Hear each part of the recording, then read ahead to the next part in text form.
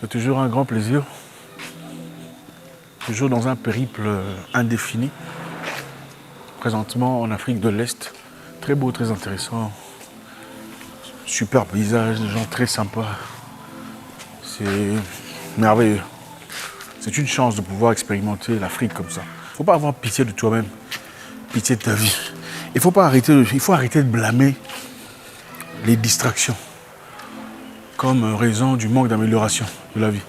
Tu veux améliorer ta vie, il faut arrêter d'accuser la distraction. Oh, il y a trop de distractions, je suis incapable de faire. Non, le focus, être capable de se focaliser sur un truc. Être capable de rester planté sur un truc du 1er au 30. Bosser dur. Bosser dur, c'est pas seulement bosser dur. Bosser dur, c'est bosser bien. Bosser bien, c'est rester focus. Pas de distraction, pas d'embrouillement, pas de « oh, ma tante m'a appelé, je vais arrêter un peu pour commencer plus tard ». Pas de « oh, ma copine est fâchée », tout ça. Si ta copine est vraiment ta copine, en parlant de ces jeunes personnes, elle comprendra clairement que tu as du travail à faire. Et elle sera la première supporter, première fanatique, un premier support pour t'aider à avancer, à progresser dans la vie. Il faut arrêter de rêver sa vie. Il ne faut pas rêver sa vie. Beaucoup de gens sont ici en train de rêver leur vie. Vous êtes des stars. En fait, vous vous percevez comme des stars vous-même. Vous avez l'impression que tout le monde vous regarde, tout le monde vous observe, pendant que les gens ne vous regardent même pas. Mais vous rêvez votre vie. Vous savez, Instagram a rendu un très mauvais service à beaucoup de personnes. Beaucoup de personnes se considèrent comme des stars. Des femmes qui sont des stars. Tu dis bonjour, elle ne répond pas parce que dans sa tête, elle est star. Tu dis salut, elle ne répond pas. Bonjour, elle ne répond pas parce que dans sa tête, elle est star. Elle n'a rien foutu dans la vie.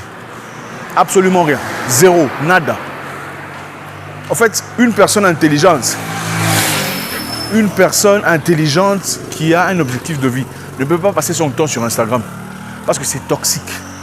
Qu'est-ce que ça t'apporte, Instagram? Si tu n'y fais pas de l'argent, si tu n'es pas en train de faire de l'argent sur Instagram et que tu es en train de courir vers les objectifs de vie, tu es en train de perdre ton temps. Instagram, te crée un manque en soi. Pourquoi? Parce qu'Instagram te donne l'impression que ta vie n'est pas bonne.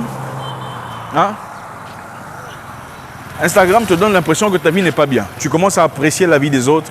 Ah, elle s'est bien mariée, tu as vu son voile là. Franchement, ils ont dépensé beaucoup d'argent.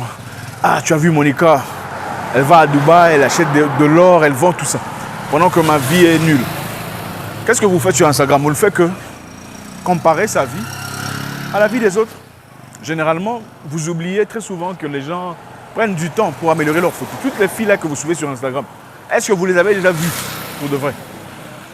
Avez-vous déjà vu ces femmes que vous appréciez aduler, célébrer sur Instagram comme ça? De vue, pour de vrai, sans filtre, sans rien? Elles ne sont pas toutes ça. Elles ne sont pas du tout ça.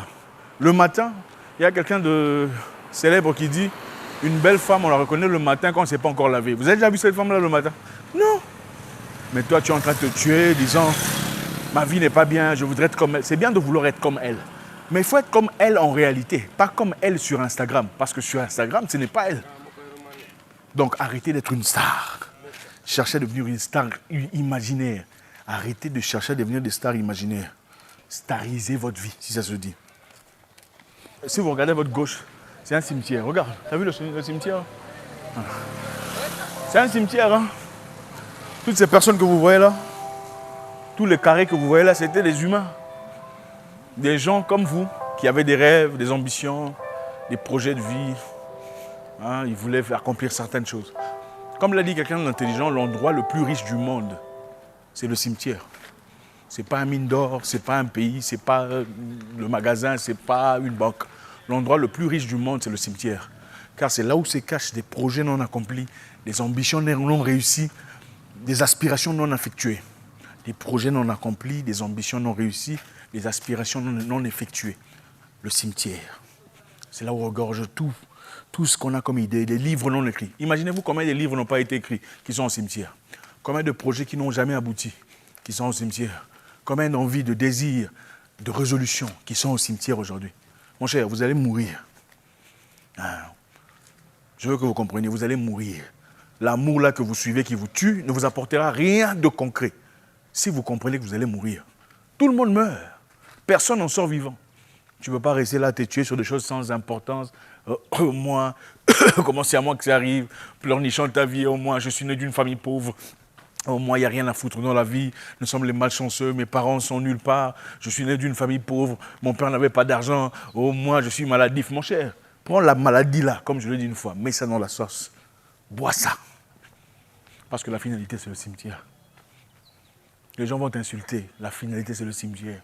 On va te critiquer, te vilipender. La finalité, c'est le cimetière. Oh non, lui d'ailleurs, elle est tout ça. Il est sorti avec le cimetière. Tout ça, à la fin, c'est le cimetière. Tu ne vas pas passer ton temps à t'inquiéter sur ce que les gens racontent.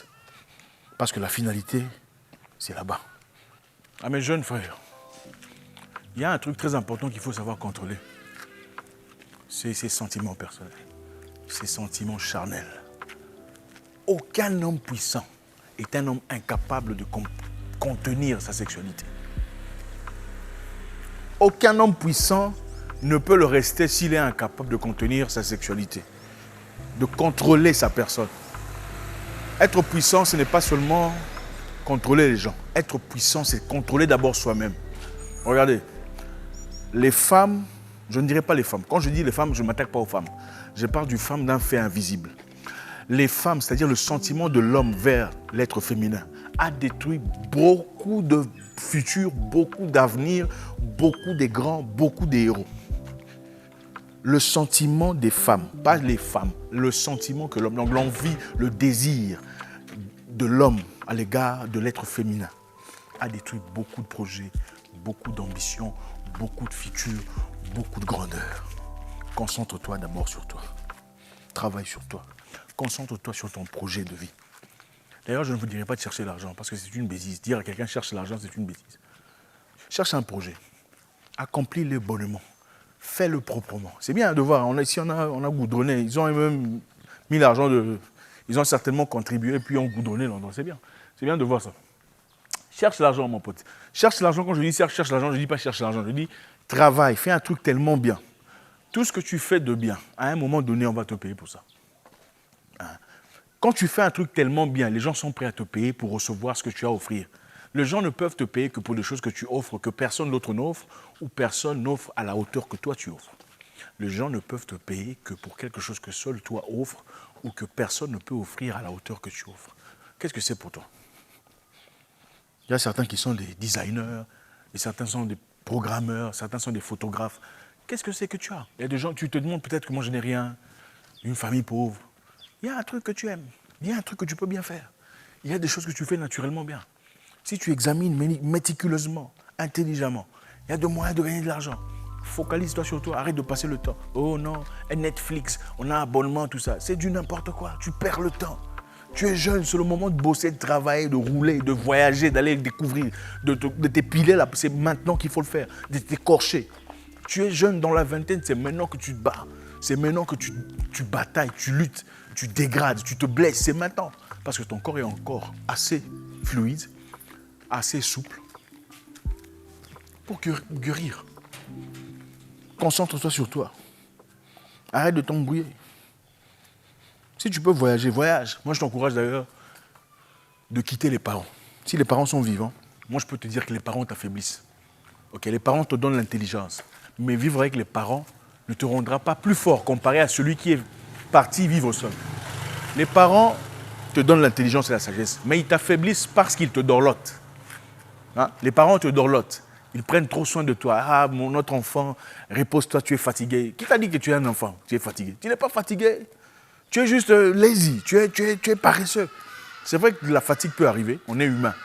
Mais déjà, quand tu commences à réfléchir que je suis humain, c'est-à-dire que tu n'es nulle part. Tu fais partie de la moyenne. Les gens extraordinaires ne disent jamais « je suis un humain ». Je vais répéter ça. Les gens extraordinaires ne disent jamais « je suis fatigué, je suis un humain ». Jamais.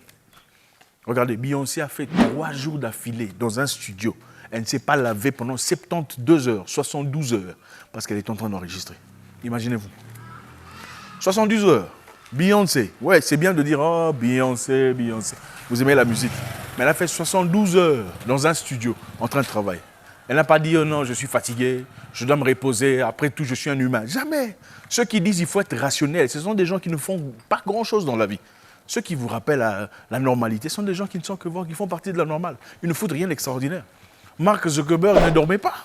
Bill Gates ne dormait pas, malgré que c'est un voleur. Enfin bref, toutes les personnes que vous appréciez ont passé de nuits blanches. Si tu prends des jours de repos, oh j'ai mal à la tête, oh, tout ça. Vos histoires là, oh surménage, tout ça. Écoutez, c'est de la théorie.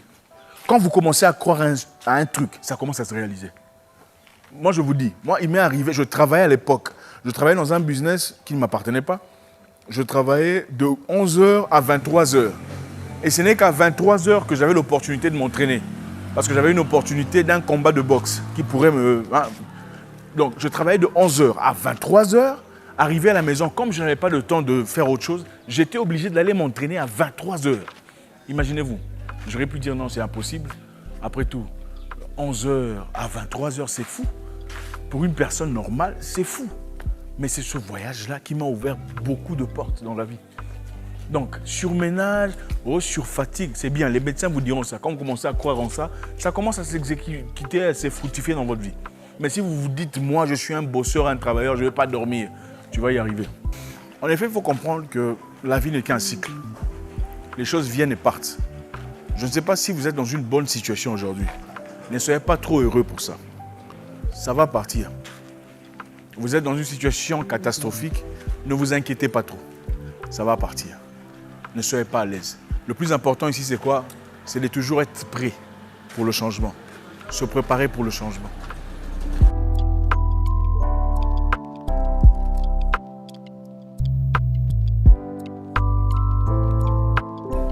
Ou connu. C'est bien parce que ça peut faciliter les choses, ouvrir les portes. Vraiment... c'est bien dans beaucoup de cas. Mais il y a un problème parce qu'on n'a plus de vie privée. On n'a plus de vie privée dans tout ce que tu essaies de faire là. Si tu vas dans un coin là pour chercher la fille là d'à côté, tout le monde sait que tu es parti. Ah, il vient chercher une fille là. Bon, c'est vrai. C'est pas pour dire que c'est ce que j'ai fait. Il y a vraiment une façon de parler. Tu n'as plus de vie privée. Même peu importe où tu vas en boîte, même si tu vas aller dans un coin juste pour prendre un verre, il y aura toujours quelqu'un qui va te voir. Et s'ils ne viennent même pas te dire bonjour, ils vont essayer de te snapper pour envoyer. On l'a vu.